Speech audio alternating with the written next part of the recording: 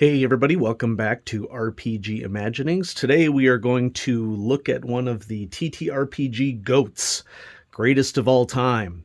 And it is Aaron Allston's Strike Force. This is the most recent published copy. This was kickstarted a while ago, and I got my hands on it after many recommendations by individuals in the community. I've actually had this for a while. I've been slowly reading through it, but I think that at this stage I've read enough of it that I can share with you how awesome it is and how much I want to recommend it to all of you as well. Before we dive into Strike Force, I just thought that I would mention that I really wanted to do Chaosium Con this year. It would definitely be my top con, but unfortunately, after seeing airfare prices staying high and not reducing, and me starting a new job this year, and what would be the cost of a hotel, it's just not financially feasible for me this coming year. But that doesn't mean that Genghis Khan is not financially feasible for me. So I will be at Genghis Khan in February, specifically the Genghis Khan in Aurora, Colorado, because Colorado is just one state over from where I live, and my buddy DJ lives in Colorado, specifically Colorado Springs. We've been to Tacticon in Aurora, Colorado many times, but I've never been to Genghis Khan. And so for me, it's basically just the cost of gas is the only significant aspect to the cost of it. And so that is what I will be doing instead. And if I've ordered t-shirts, so if you see a guy walking around with RPG Imaginings t-shirts, that's either DJ or I. So we're planning on going to the Mixer, which is 11 p.m. on Friday, which is pretty late at night for me. But at the same time, I don't mind staying up a little later to hobnob with some of the industry's creators. And we're looking into what sort of events we want to participate in. I might run a Call of Cthulhu event there too. Haven't quite decided if I'm going to be prepped for that. But one of the good aspects of my new job is that I have a lot more flexibility in terms of being able to go to cons that are not as expensive for me. So Aaron Allston's Strike Force, for those of you who are not aware of who Aaron Allston is, he would be a really good guy to get to know. Because he was a major name in both nerd publishing and TTRPG publishing. Aaron Allston wrote a lot of stuff for basic D&D or first edition D&D, including many of the Gazetteer series. And I have some POD on the way for specifically Aaron Allston's contributions to the Gazetteer series. I think Aaron Allston is a great writer, one of the better writers that I've read for RPGs. He also has been most heavily involved with Champions as his major role-playing game, and some of you may be familiar that back in the 90s he wrote I think 4 of the Star Wars X-Wing novels, including Wraith Squadron was his major canonical contribution. I guess that's not canon anymore. Aaron Allston has since passed away. I don't have the date off the top of my head, but you can just Google him. But what he was really well known for was being an awesome GM and for contributing significantly to Champions. And so this was written for Champions Complete. And this includes info from his 22-year-long Strike Force campaign for Champions. And so this is both elements of a campaign and a setting source book. And I thought that we just might take a look at it because this really is one of the greatest RPG supplements of all time. I'm saying that now after having had a chance to read it. And so I think that this was published as kind of a tribute to Aaron as well, because after he had passed away, he was a major figure in the TTRPG industry. And so I'm just scanning the book right now. He died in 2014. So this was published in 2016, as you can see by this updated cover art. And this book was really a tribute to Aaron Allston, if anything. And what's so cool about this book, if you're wondering, like, okay, so this guy ran a campaign, what's the big deal? Well, Aaron was not only a great writer for RPGs, but he was a great GM. He had a lot of really great wisdom for running games. This book is an amalgamation of a lot of his campaign information, his campaign notes, conversations that he's had with people, tributes that people have written to Aaron Allston. And so this is what I would consider to be really the definitive version of Strikeforce. Strikeforce has been published before, going all the way back, I think, to the 80s, because the campaign was first run in 81, and there was a Strikeforce companion that was published in the 80s. So yeah, there's just a lot of really cool variety in this book. So you can see here we have some Strikeforce testimonials and who makes the cut. Well, Shannon Appelcline, author of Designers and Dragons, makes the cut, you know. And so it's just really cool to not only read people's memories of what it was like to role play with something, because for those of us who have been in the hobby for a while, it's interesting to remember back, you know, to how role playing has changed and not changed over time.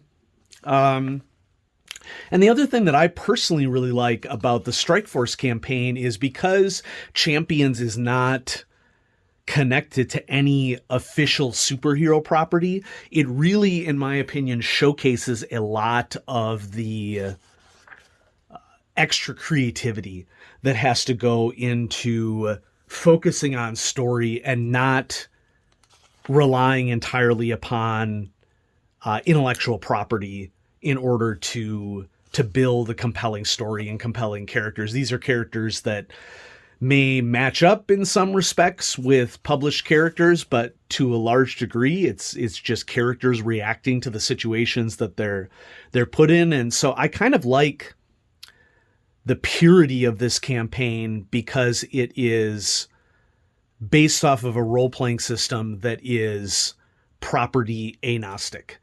And as a result of that, I think that there's just a lot of more raw creativity that was involved. And so there's a detailed timeline of what happened in a timeline that was tracked for this campaign.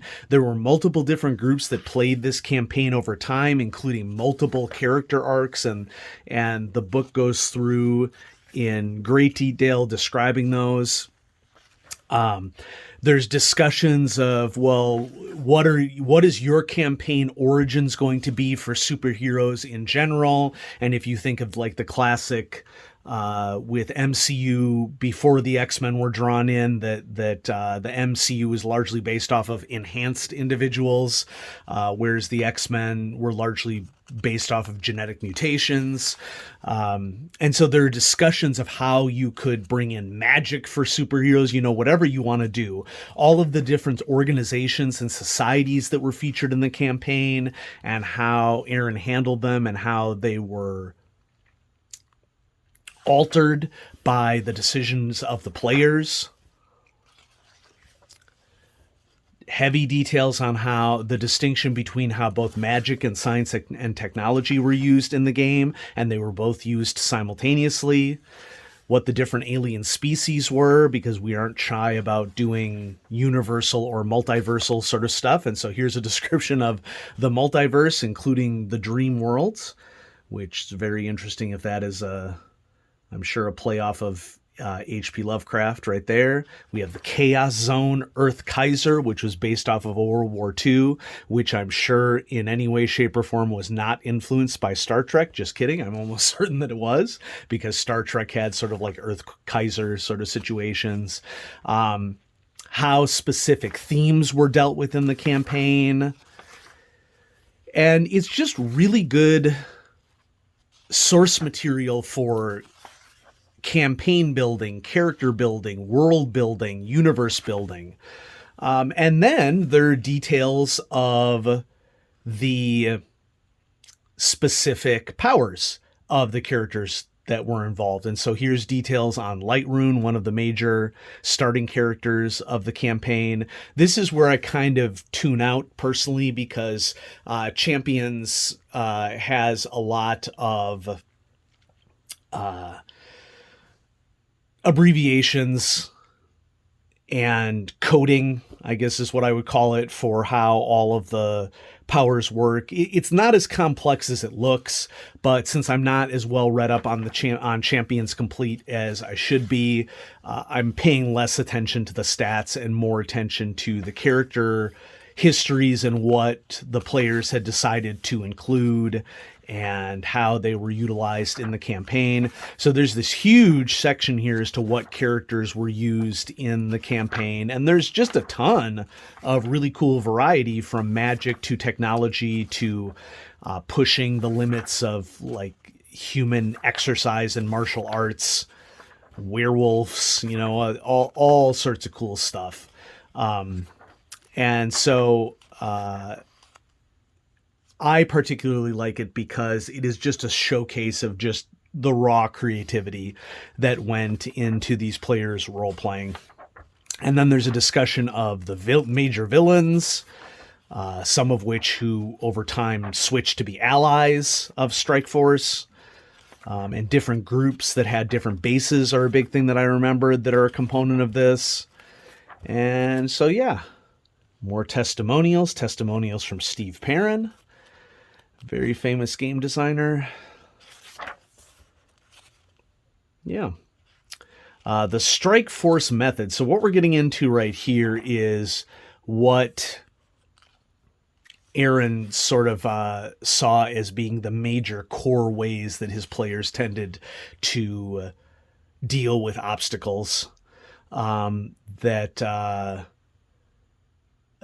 you can have a more communication-focused game. Lots of great questions and answers. A lot of this stuff directly from Aaron himself.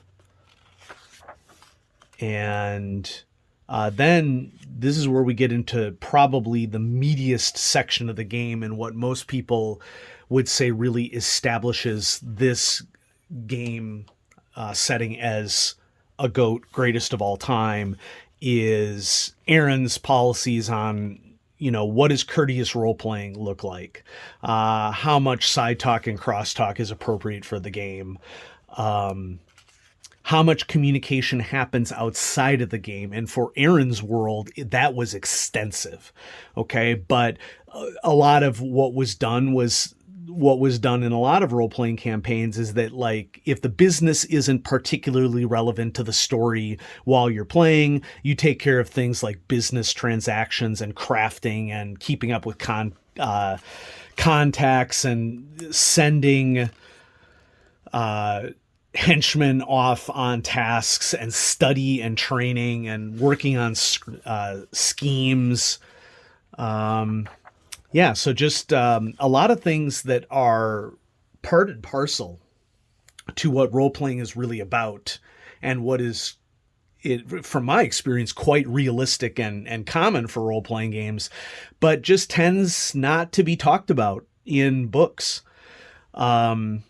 And so discussions here of how character stories develop, how much genre emulation there is from comics, what inspired players, how this looked differently in comic book conventions than at the kitchen table, what happened with longer term campaigns and villains and story arcs, characters having goal sheets. And then this is what I really wanted to highlight for people in the audience, because this is arguably one of the top short essays that has ever been written by a writer in the role-playing industry. And there's even a little vignette by the compiler of this book, why this list is awesome.